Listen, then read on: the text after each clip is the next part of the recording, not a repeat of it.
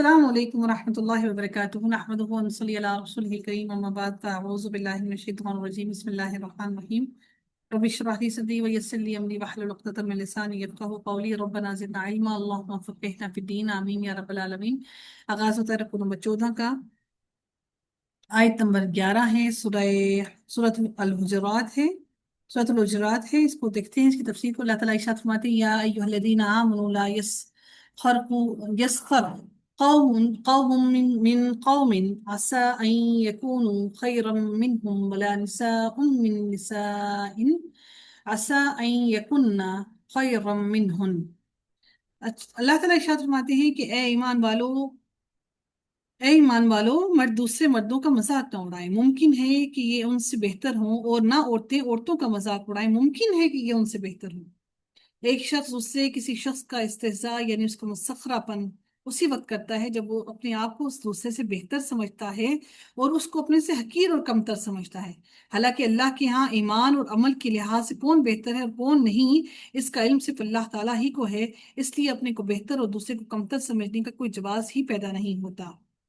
آیت میں اس سے منع فرما دیا گیا ہے، اس لیے اپنے آپ کو ابتر اور دوسرے کو کمتر سمجھنے کی سختی سے اس کی اجازت نہیں ہے کہ انسان کبھی بھی کسی کا تمسخر نہ اڑائے، مذاق نہ اڑائے۔ اور کہتے ہیں کہ عورتوں میں یہ اخلاقی بیماری زیادہ ہوتی ہے، اس لیے عورتوں کو الگ ذکر کر کے انہیں یہ بطور خاص اس بات سے روکا گیا ہے۔ اور رسول اللہ صلی اللہ علیہ وسلم میں لوگوں کے حقیر سمجھنے کو کبر سے تعبیر کیا نبی کریم صلی اللہ علیہ وسلم نے۔ اور کبر جو ہے اللہ تعالیٰ کو سب سے سخت ناپسندیدہ ہے۔ نبی کریم صلی اللہ علیہ وسلم نے فرمایا الکبر بطر الحق غمت الناس۔ نبی کریم صلی اللہ علیہ وسلم نے اس بات کو کبر کے ساتھ تشبیہ دی ہے۔ اللہ تعالیٰ نے فرمایا اے مسلمان مرد دوسرے مردوں کا مذاق نہ اڑائیں، ممکن ہے کہ یہ ان سے بہتر ہوں، اور نہ عورتیں عورتوں کا مذاق اڑائیں، ممکن ہے کہ یہ ان سے بہتر ہوں۔ اور آپس میں ایک دوسرے کو عیب نہ لگاؤ۔ دوسری بات کیا کی گئی، یعنی ایک دوسرے پر تانا مت مارو، مثلا تو فلاں کا بیٹا، تیری ماں ایسی، تیری ماں ویسی، تو فلاں کا خاندان، تیرا خاندان ایسا، تیرا خاندان ویسا۔ یہ بھی خواتین میں بہت بہت عام ہے، اور مردوں میں بھی ہے۔ میں اس بات سے مردوں کو نہیں بری الذمہ سمجھتی کہ بلکہ مرد بھی ایسے ہی ہیں۔ تو عورتوں اور مردوں میں یہ دونوں باتیں پائی جاتی ہیں۔ اللہ تعالیٰ نے پہلی بات کی کہ تمسخر نہ اڑاؤ، دوسری بات کہ ایک دوسرے پر عیب نہ لگاؤ، اور تیسری بات کہی اللہ رب العزت نے کہ اس کی بات کیا کرو، ولا تلمزوا انفسکم ولا تنابزوا بالالقاب، اور نہ کسی کو برے لقب سے مت پکارو، بالالقاب بڑے القاب سے مت پکارو، برے القاب سے۔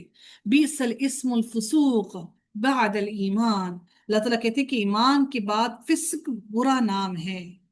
یعنی اللہ تعالیٰ کیا کہہ رہے ہیں یہاں پر کہ ان کے ایک دوسرے کو ناپسندیدہ ناموں سے اور ان کے ناموں کو بگاڑ کر نہ بلاؤ، یعنی اس طرح نام بگاڑ کر یا برے نام تجویز کر کے بلانا، یا قبول اسلام اور توبہ کے بعد اسے سابقہ دین یا گناہ کی طرف منسوب کر کے خطاب کرنا، مثلا اے کافر، اے زانی، اے شرابی، اس طرح کے برے نام لے کر پکارنا قطعاً منع ہے۔ جب انسان کسی کام سے مستثنی ہو جائے، اس کو چھوڑ دے، تو انسان کو چاہیے کہ وہ اس قسم کے نام نہ لے۔ اور اسی طرح سے جو لوگ انسان کی جسمانی کمی کی طور پر اس کو، کسی کو کوئی لنگڑے پن کی وجہ سے لنگڑا کہہ دیتا ہے، کالے پن کی وجہ سے اس کو کالیا کہہ دیتا ہے، یا کالو کا نام رکھ لیتا ہے، یا پھر کوئی کسی کو گونگا کہتا ہے کہ کوئی اگر بول نہیں سکتا تو گونگا کہتا ہے، تو یہ بھی ایسے نام دینا بھی گناہ ہے، ایسے ناموں سے پکارنا بھی گناہ ہے۔ تو اللہ تعالیٰ فرماتے ہیں کہ ایمان کے بعد فسق برا نام ہے، اور جو توبہ نہ کریں وہی ظالم ہیں۔ وَمَن لَّمْ يَتُبْ فَأُولَٰئِكَ هُمُ الظَّالِمُونَ، جو توبہ نہ کرے وہ ظالم ہے۔ پھر اللہ رب العزت اگلی آیت میں ارشاد فرماتے ہیں یا ایھا الذین آمنوا اجتنبوا کثیرا من الظن ان بعض الظن اثم ولا تجسسوا ولا یغتب بعضکم بعضا۔ اے ایمان والو، بہت بدگمانیوں سے بچو، یقین مانو کہ بعض بدگمانیاں گناہ ہیں۔ ظن کے معنی ہے گمان کرنا، مطلب ہے کہ اہل خیر اور اہل اصلاح اور تقوی کے بارے میں ایسے گمان رکھنا جو اصل میں حقیقت نہ ہو اور تہمت پر مبنی ہو، اور بدگمانی میں انسان چلا جائے تو ایسے ہی ایسے بدگمانی سے سختی سے منع فرمایا ہے، اور سب سے بڑا جھوٹ کہہ کر اس سے بچنے کی تاکید کی گئی ہے۔ اکذب الحدیث، کہ بڑا جھوٹ بول کر انسان اپنے آپ کو، انسان کو چاہیے کہ وہ گناہ کی طرف نہ پلٹ کر جائے، ورنہ انسان اگر ایسا کرے گا تو وہ فسق اور فجور میں مبتلا ہو جائے گا، اور یہ فسق اور فجور اس کو بڑے گناہوں میں مبتلا کر دے گا۔ بدگمانی انسان کو بڑے گناہوں میں مبتلا کر دیتی ہے، اس لیے بدگمانی کو بھی ایک گناہ کہا گیا ہے، اور اس سے اجتناب کرنے کی تاکید کی گئی ہے۔ تو اس لیے انسان کو چاہیے کہ بدگمانی سے بچے، اپنے آپ کو بدگمانی سے محفوظ رکھے، کسی کے بارے میں بھی بدگمانی نہ کرے، اور بدقسمتی سے ہمارے آپس کے تعلقات اسی بدگمانی کی وجہ سے ہی خراب ہوتے ہیں۔ اللہ رب العزت نے فرمایا وَلَا تَجَسَّسُوا وَلَا يَغْتَبْ بَعْضُكُمْ بَعْضًا، اور بھید نہ ٹٹولا کرو، یعنی اس ٹو میں رہنا کہ کوئی خامی یا عیب معلوم ہو جائے تاکہ اسے بدنام کیا جائے، یہ تجسس ہے جو منع ہے، اور حدیث میں بھی اس سے منع کیا گیا ہے، بلکہ حکم دیا گیا ہے کہ اگر کسی کی خامی کوتاہی تمہارے علم میں آ جائے تو اس کی پردہ پوشی کرو، نہ کہ اسے لوگوں کے سامنے بیان کرتے پھرو، بلکہ جستجو کر کے عیب تلاش کرو۔ آج کل ہم انسان آزادی کے نام پر ایک دوسرے کے تجسس میں پڑے رہتے ہیں، اور ایک دوسرے کی انسان کی ٹو میں لگے رہتے ہیں، اور اسی وجہ سے انسان بہت سے کھلے عام بے حیائی کرنے کے کام بھی شروع کر دیے انسان نے۔ دوسری بات جو کہے گی، اور نہ تم میں سے کوئی کسی کی غیبت کرے۔ غیبت کا مطلب یہ ہے کہ دوسرے لوگوں کے سامنے کسی کی برائی اور کوتاہیوں کا ذکر کیا جائے جسے وہ برا سمجھے، اور اگر اس کی طرف ایسی باتیں منسوب کی جائیں جو اس کے اندر موجود ہی نہیں ہیں تو وہ بہتان ہے۔ غیبت اور بہتان میں فرق ہے۔ غیبت وہ ہے جو اس انسان کے اندر موجود ہے، جو اس انسان کے اندر برائی موجود ہے، اور اس برائی کا تذکرہ آپ کسی اور سے جا کر کریں۔ ہمیں کیا فرق پڑتا ہے کسی انسان کے اندر وہ برائی موجود ہے تو ہماری صحت پر، ہماری ذات پر، ہم پر اس کا کوئی فرق نہیں پڑنا چاہیے۔ ہمیں اس بات کو دوسرے لوگوں کے سامنے جا کر نہیں بیان کرنا چاہیے۔ تو جو انسان کسی کی خامی کو اس کو دوسروں کو جا کے بتاتا ہے تو یہ غیبت ہے، اور اگر اس کے اندر وہ بات پائی ہی نہیں جاتی تو وہ اس انسان کی طرف منسوب کیا گیا بہتان ہے، وہ تو اس سے بھی بڑا ہے۔ اللہ تعالیٰ پھر اس انسان کے لیے جو غیبت کرتا ہے اس کے لیے فرماتے ہیں أَيُحِبُّ أَحَدُكُمْ أَنْ يَأْكُلَ لَحْمَ أَخِيهِ مَيْتًا فَكَرِهْتُمُوهُ۔ اللہ رب العزت ارشاد فرماتے ہیں اس آیت کے اندر، یہاں پر ان لوگوں کے بارے میں جو غیبت کرتے ہیں، کیا تم میں سے کوئی بھی اپنے مردہ بھائی کا گوشت کھانا پسند کرتا ہے؟ تم کو اس سے گھن آئے گی، تم کو فَكَرِهْتُمُوهُ، تم اس کو ناپسندیدہ کرو گے، تم اس کو پسند نہیں کرو گے۔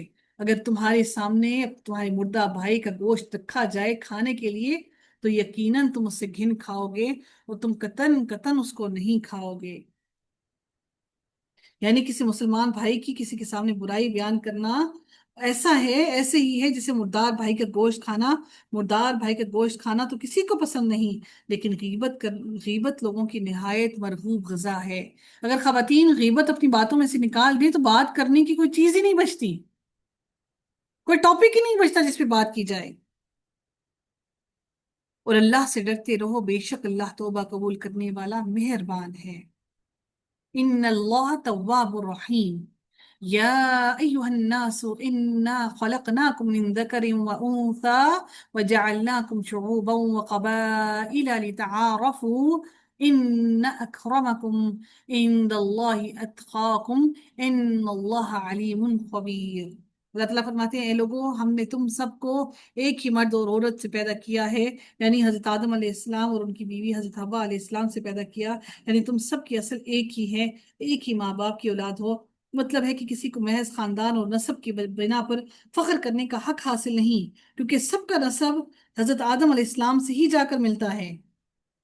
شعوب جو لفظ ہے در حقیقت یہاں پر جو لفظ ہے شعوب، یہ در حقیقت شعب کی جمع ہے، برادری یا بڑا قبیلہ۔ شعوب کے بعد پھر امارہ، پھر بطن، پھر فصیلہ، اور پھر عشیرہ۔ یہ مختلف خاندانوں اور برادریوں اور قبیلوں کی تقسیم محض تعارف کے لیے ہے، تاکہ آپس میں صلہ رحمی کر سکو۔ اس کا مقصد ایک دوسرے پر برتری کا حاصل کرنا نہیں ہے، جیسا کہ بدقسمتی سے ہم انسان ایک دوسرے پر برتری حاصل کرنے کے لیے اپنا حسب نسب بتاتے ہیں، اور کچھ خاصیتیں کسی خاص خاندان کے ساتھ منسوب کر دیتے ہیں کہ یہ خاصیت خاص اسی خاندان کے ساتھ ہے، چاہے وہ برائیاں ہوں چاہے وہ اچھائیاں ہوں۔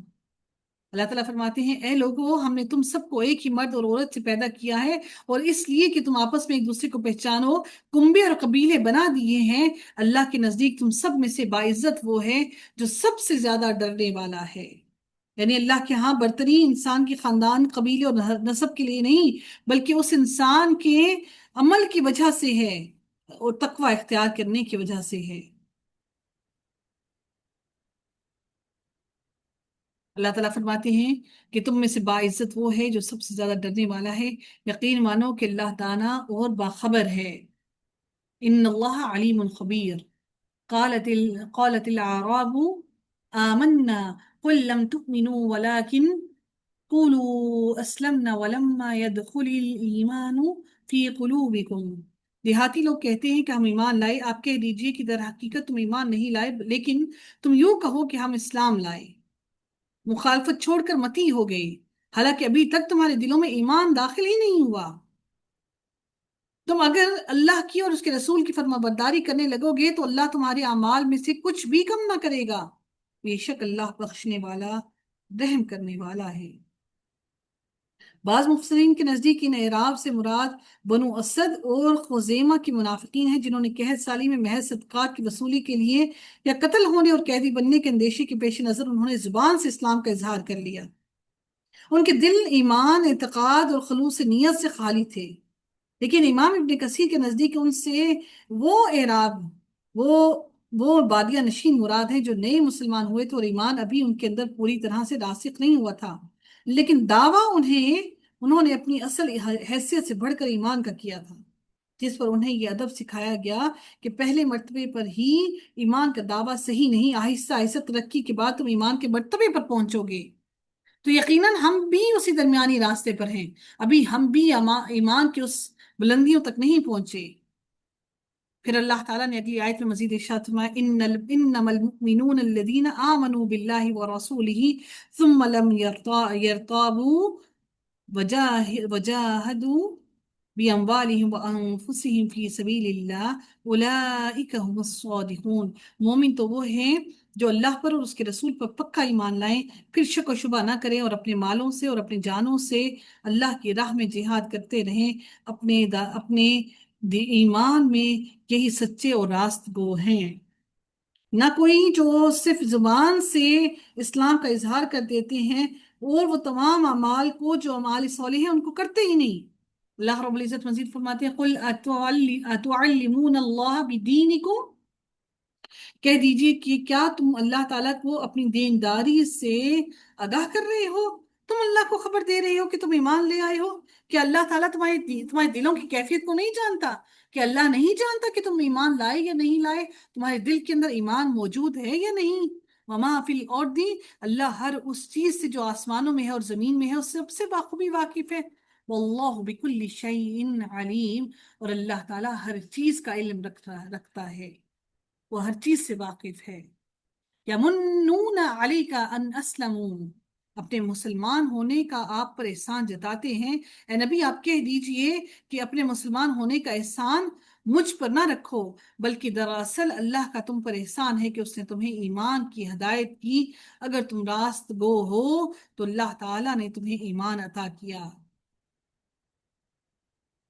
یعنی اعرابی جو لوگ تھے وہ نبی کو کہتے کہ دیکھو ہم مسلمان ہو گئے اور آپ کی مدد کی، جبکہ دوسرے عرب آپ سے برسر پیکار ہیں، آپ کی مدد نہیں کرتے۔ اللہ نے ان کی اس بات کو رد کرتے ہوئے فرمایا کہ تم اللہ پر اسلام لانے کا احسان مت جتلاؤ، اس لیے کہ اگر تم اس اخلاص سے مسلمان ہوئے ہو تو اس کا فائدہ تمہیں ہی ہوگا، نہ کہ اللہ کو ہوگا۔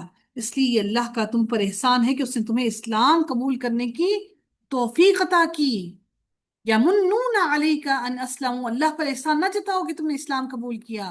قل لا تمنوا علی اسلامکم، تمہارا کوئی ایمان لانے پر، اسلام لانے پر اللہ پر کوئی احسان نہیں ہے، بلکہ بل اللہ یمنو، بلکہ اللہ نے تم پر احسان کیا۔